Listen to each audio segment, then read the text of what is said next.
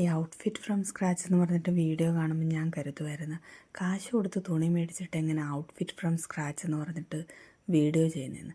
പക്ഷെ ഞാൻ ഗൂഗിൾ ചെയ്തപ്പോൾ എനിക്ക് മനസ്സിലായി, ഈ ഔട്ട്ഫിറ്റ് ഫ്രം സ്ക്രാച്ച് എന്ന് പറയുന്ന കോൺസെപ്റ്റ് ശരിക്കും റോ മെറ്റീരിയൽസ് മാത്രം വെച്ചിട്ട് അവരൊരു പുതിയതായിട്ടൊരു ഔട്ട്ഫിറ്റ് ചെയ്യുന്നതിനെയാണ് ആ ഒരു വേർഡ് കൊണ്ട് ഉദ്ദേശിക്കുന്നതെന്ന്. അപ്പം ഞാൻ അപ്പം മനസ്സിൽ വിചാരിച്ചു, ശരിക്കും സീറോ കോസ്റ്റിൽ ഒരു ഔട്ട്ഫിറ്റ് ഫ്രം സ്ക്രാച്ച് ചെയ്താലോ എന്ന്. അപ്പോൾ കോസ്റ്റ് നമ്മൾ ലൈനിങ് പോലും എടുക്കാതെയാണ് ഇത് ചെയ്യാൻ ഉദ്ദേശിച്ചത്.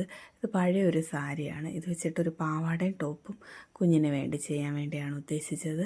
ഇത് കുറച്ച് നാളിന് മുമ്പ് അച്ഛൻ അമ്മയ്ക്ക് വെഡിങ് ആനിവേഴ്സറിക്ക് ഗിഫ്റ്റ് മേടിച്ച് കൊടുത്തതാണ്. പക്ഷേ ഈ സാരി ആകെ പാടെ പൊടിഞ്ഞ്, എനിക്ക് ഭയങ്കര ഇഷ്ടമായിരുന്നു, പക്ഷെ ഉടുക്കാൻ പറ്റിയില്ല.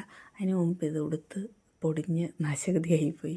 അപ്പോൾ അങ്ങനെ ഈ തുണിയിൽ ബോർഡേഴ്സും ബുട്ട ഉള്ള ഭാഗം എല്ലാം കട്ട് ചെയ്ത് കളഞ്ഞിട്ട് പ്ലെയിൻ ഫാബ്രിക് എടുത്ത്. എനിക്ക് ഭയങ്കര ഇഷ്ടമായിരുന്നു ഈ തുണി. നല്ല രസം, ഇച്ചിരി ഷൈനിങ് ഒക്കെയാണ്. ഈ വീഡിയോയിൽ കാണുന്നതിൽ കുറച്ചുകൂടെ തിളക്കമൊക്കെ ഉണ്ട് നേരിട്ട് കാണാൻ. ഒരു സാറ്റൺ പോലൊക്കെ ഇരിക്കും. പക്ഷെ ഒരു സിൽക്ക് മോഡൽ തുണിയാണ്. ഞാൻ ആ ലൈനിങ്ങിന് വേണ്ടിയിട്ട് ആ സെയിം മെറ്റീരിയൽ തന്നെ എടുത്ത് 2 ലെയറായിട്ട് വെച്ച് മടക്കി തയ്ച്ച് സൈഡ് സ്റ്റിച്ചിങ് ചെയ്ത് ഞുറുവിട്ടിട്ട് പടിയൊക്കെ വെച്ച് ചേർത്ത് തയ്ച്ച്. അപ്പം നല്ല ഞുറു പോലെ തന്നെ തേക്കാഞ്ഞിട്ട് പോലും കിടക്കുന്നുണ്ടായിരുന്നു, ഒതുങ്ങി. നല്ല രസമായിരുന്നു കാണാൻ. പിന്നെ ബ്ലൗസ് കെട്ട് വെച്ചാണ് ചെയ്തത്. അധികം വന്ന് തുണിക്ക് അങ്ങ് ചെയ്തെന്നേ ഉള്ളൂ.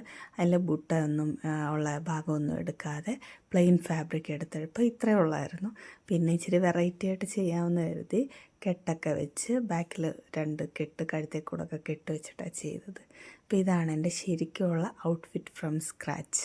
എങ്ങനെയുണ്ട്? ഇഷ്ടമായെന്നുണ്ടെങ്കിൽ പറയണേ. അപ്പം നിങ്ങൾ ഇഷ്ടപ്പെട്ടെന്നുണ്ടെങ്കിൽ ലൈക്ക് ചെയ്യും.